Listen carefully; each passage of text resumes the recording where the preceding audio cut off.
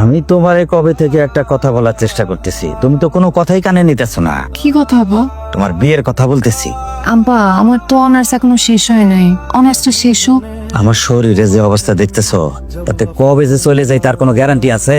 সানি কি কয়, ওর পোশাক আশাক দেখে তো মনে হইলো ও চাকরি পাইছে। হ্যাঁ আব্বা, চাকরি পাইছে, ভালো চাকরি, বেতনও ভালো। তো কত বেতন? 50,000-এর মতো।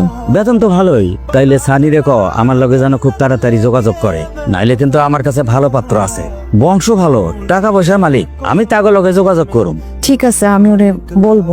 বলমনেই বললে হইব না, তুমি তাড়াতাড়ি ওরে বলো আমার সাথে যেন দেখা করে, 2-1 দিনের মধ্যেই জানাও আমি বিয়ের উপযুক্ত মাইয়া ঘরে রাখতে রাজি না। চাকরিটা পাওয়ার পর থেকে কেমন জানি হয়ে গেছে, ঠিক মতো ফোন ধরে না, ফোন ধরলেও বলে বিজি। কি এমন কাজ যে ফোনটা বন্ধ করে রাখা লাগে? তোমার যে সমস্যা, এটা আসলে কোনো সমস্যাই না।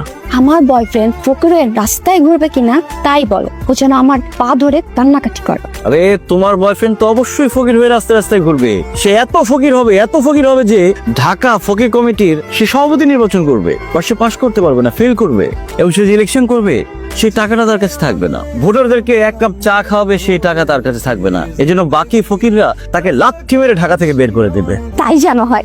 আর কি আছে আমার হাতে, দেখো তো। তোমার হাতে লেখা আছে একজন সুদর্শনের সাথে তোমার বিয়ে হবে, যে কিনা তোমার বাবার থেকেও বড়। কি? তোমার বাবার থেকে বড় মানে হচ্ছে তোমার বাবার থেকেও বড় লোক। সে তোমাকে সবসময় বিদেশে ঘোরাবে, এত বেশি ঘোরাবে যে ঘোরাতে ঘোরাতে তোমাকে বমি করে ফেলবে। ও রিয়েলি? আরেকটা লেখা আছে, মস্তকে ডাকছে। What is this? এটা অফিস, এটা তুই তো করে কিসের? দেখছেন না মিস্টার সাকিব, আমরা এখানে কথা বলছি, আপনি হুট করে কেন এসেছেন? রিল্যাক্স না সাকিব, এটা অফিস, ওকে? এখন যাও গিয়ে বসকে বলো আমি এখন বিজি। আরেকটা কথা, আমরা ক্যান্টিনে চা খেয়েছি, চা খেতে একদম ভালো লাগছে না। এখন নিচে যাবা, নিচে গিয়ে সামনে টং দোকান থেকে চা নিয়ে আসবা, দুধ চিনি বাড়ায়। আমার রাইট? ইয়েস। আমি তো কি আমি যাবো? কি বলছিলাম যে তুই বড় অফিসার হবি, ঠিক আছে, কিন্তু আমি তোর থেকে বড় অফিসার হবো। কথা মিলে গেছে? রাকসানি, পাকনামো কিন্তু বেশি হয়ে যাচ্ছে।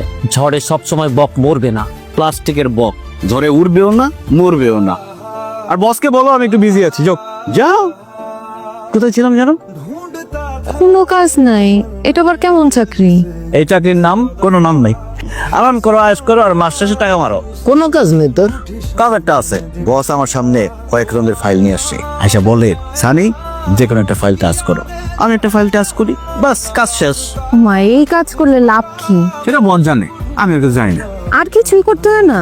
আরেকটা কাজ আছে, বিভিন্ন কোম্পানির শেয়ার ওঠে না, বস আইসা আবার বিভিন্ন কোম্পানির শেয়ারের নাম বলে। আমি তখন যে কোনো একটা নাম বলে দিই, বসের শেয়ার কিনে। পরে কি হয় এটা আমি জানি না। তো কোনো কাজ হইলো এভাবে কতদিন?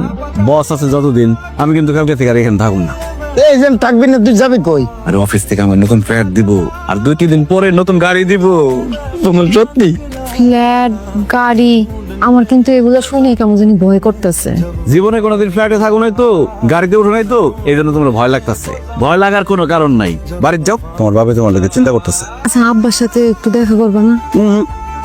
আগামী 2 মাস তোমার আব্বার সাথে কোনো দেখা হবে না, এটা ফাইনাল। আমি যাই। তোয়ালে আছে বসার জন্য? তোর গামছা গামছাতে মুস্তান ঘৃণা লাগতেছে, তোর জামা কাপড় দেখতে ঘৃণা লাগে। তোর তো পরিষ্কারটা নতুনটা সিলিয়া খেতায় শুয়ে আবার বাপ মারাইস না।